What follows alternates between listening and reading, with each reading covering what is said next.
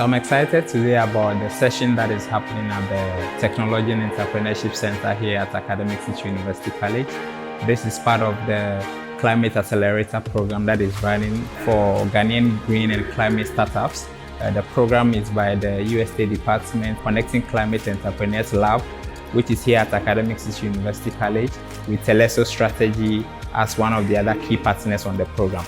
Essentially, we are trying to make sure that climate startups and climate entrepreneurs are getting all the support they need to fine-tune their solutions and ideas and make sure that they are ready for market, the products are very viable and sustainable, and they are able to make sure that they can attract the right funding to be able to let these solutions see the light of day. And I'm very glad and excited to be part of this Accelerator program. I think that this Accelerator program was very necessary and important because of what it tends to address.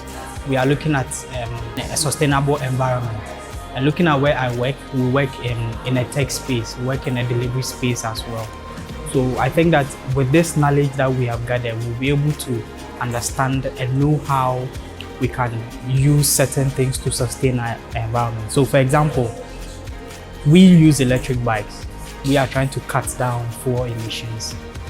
At Goliath Robotics, what we do is we seek to improve the quality of life of mobility impaired Ghanaians by building assistive mobility aids to improve their quality of life and help them achieve greater independence.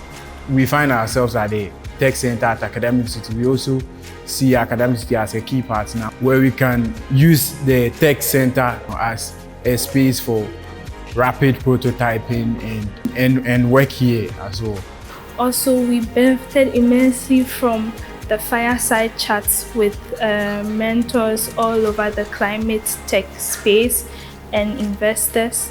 And also we had one-on-one sessions with mentors that helped us in practicing our pitch and getting feedback from whatever we are doing in our company. Joining the training has been a good experience, and I would encourage other startups out there to always take the opportunity to join such events.